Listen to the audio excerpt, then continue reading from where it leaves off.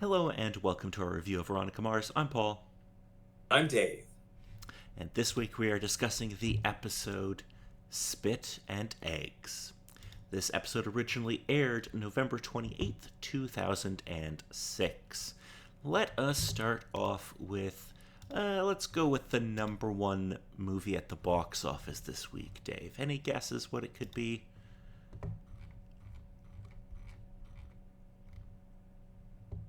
One particular one, I think, from last week.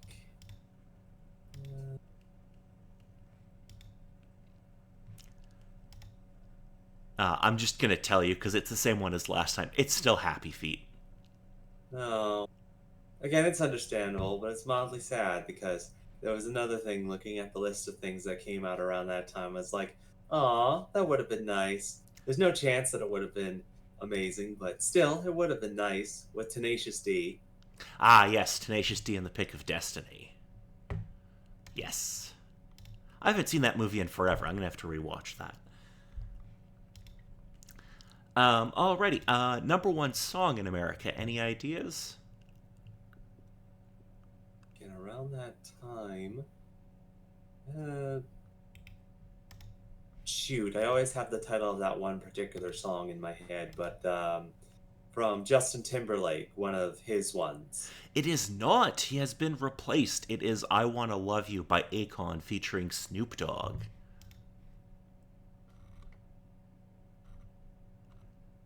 Akon is I a can name somewhat that. understand, but just even with the song title, it's like can't immediately place it. So most likely I've heard it, but nothing that's been dug into my brain.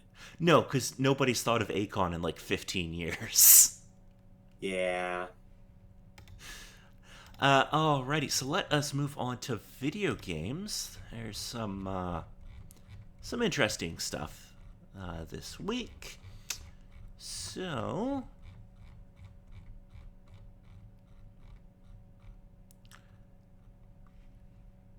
let us just look. When was the previous? I think we're only a week ahead. Yes. Okay, so for video games, we have a couple of big releases here. November 22nd, there's kind of two, well, really one big release that week, that day. If you had a PS2, Xbox 360, or a Nintendo DS, you could pick up the Superman Returns game. Yeah. Yeah. Moving ahead to November 27th, if you had a Nintendo DS, you could pick up Totally Spies 2 Undercover. Yeah. Because that was a thing at the time. November 28th, the day this episode aired, if you had a PC, you could pick up The Lord of the Rings, The Battle for Middle-earth 2, The Rise of the Witch King. Also, but not super familiar with this particular one. It's like a real-time strategy game. I don't think I've ever played it, though.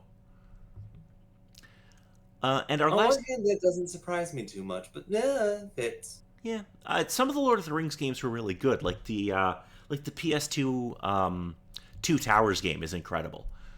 Mm. And finally, on November 20th, if you had a Wii, you could pick up Tom Clancy's Splinter Cell Double Agent. Because that had to be on just about everything in some way, shape, or form. It absolutely did, yes. So let us move on to the episode. So,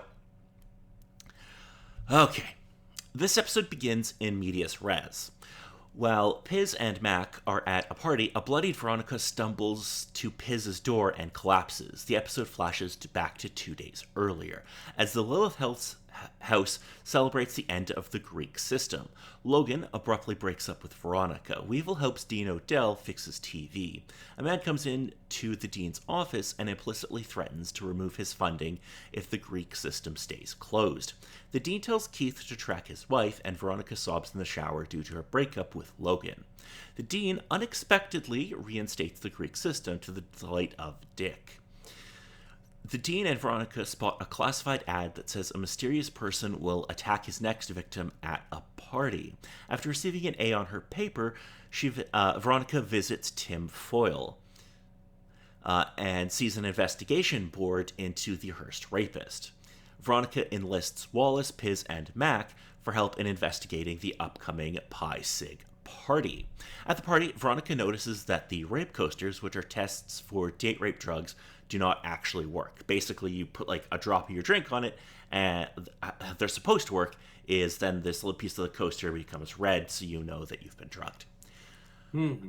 Veronica, Mac, and Piz test various people's cups and find nothing. After Keith tells Dean O'Dell that his wife is cheating on him with Veronica's criminology professor, he pulls out a gun. Wallace and Piz find a drink that was tested positive for GHB, and Wallace and Logan dash to this girl's dorm. Dean O'Dell finds and enters into the room in which his wife and the criminology professor are carrying on their affair, as Veronica learns that they have tracked the wrong girl, just as Mercer, who we find out is the rapist, is about to attack his next victim. He abruptly learns that Veronica has changed places with into his intended victim. Veronica tases Mercer, and they have a quick fight before Veronica escapes. She is let into Moe's room, who is the RA that we've come to know. Moe hands Veronica a drink, and immediately after discovering a picture of Mercer and Moe, Veronica experiences the side effect of a date rape drug. She hides in the closet and struggles to remain conscious. Mercer and Moe enter the room and are about to miss her, but Veronica's cell phone rings and they knock her out. Parker calls attention to Mercer. In addition to a bomb threat against her, Dean O'Dell notices his window being egged before a mysterious person enters, and the dean asks, "What are you doing here?" Keith arrests Mercer and Moe. Logan intentionally gets himself arrested so that he can go into a cell with Mercer and Moe. Fair enough, Logan, you do you. The dean is found dead in his office in the morning from a bullet wound to his head. There is a very good sequence in this where Veronica is attempting to get away from the Hearst rapist that is very scary and very well shot. I will say that. So what did you think of this episode, Dave? Oh boy. On the one hand, it was interesting with the development of the story, as well as Veronica kind of getting some of the other guys involved for keeping an eye on the party, making sure that some people were okay. But in some cases, I suppose it can only work in certain circumstances that Veronica had to be put in those sort of dangerous situations with going through that sort of stuff. And especially with the past episodes of her getting hit with the date rape drug in the cafeteria and other situations that she's kind of gotten into. Yeah, it might just be the particular thing with either bias of seeing with the show or just other sort of circumstances, but yeah, bit of a scale way of how well the uh, damsel in distress sort of trope is sort of put for there. She still at least kind of has drive and able to fight out of the situation, but eh. Yeah, I mean, I can kind of see your point, but I mean, Veronica's got herself into these kind of situations previously. Like, the end of season 1, she gets trapped in that freezer or whatever it is, and her dad has to rescue her. So it's not like the first time she's had to be rescued, but I do see your point. But it is nice that, like, Veronica, for the most part, tends to get herself out of these situations. Like, when she's attacked, she stabs Mercer with that the unicorn and stuff like that. So I'm like, okay, like, she's not completely, like, helpless or anything. In those sort of situations. But then there's also other cases like episode or two back when she goes into the St. Patrick pub, chasing after one of the people she's working with. The case of getting herself into that situation, it was to avoid the other person getting caught up in it. And if it wasn't for that undercover detective that was there, it would have caused a whole lot of problems. Yes, yeah, Veronica has been a little more reckless this year. Yes. So, we have a new mystery now. Who killed Dean O'Dell? Yeah. Do you have any suspects for who might be the murderer? It's essentially an entire list that kind of matches and fits with a whole bunch of stuff, but still kind of the case of, I can think of a bunch of people, but it's also kind of the case of most of them could be red herrings with things. Yes. Yeah. Alrighty. So if there's nothing else about this episode, next week we'll be discussing an episode called Show Me the Monkey.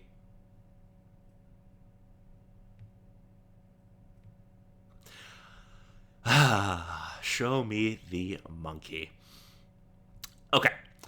So Veronica is going to be hired by a team of researchers in the disappearance of a monkey that is being used for animal testing.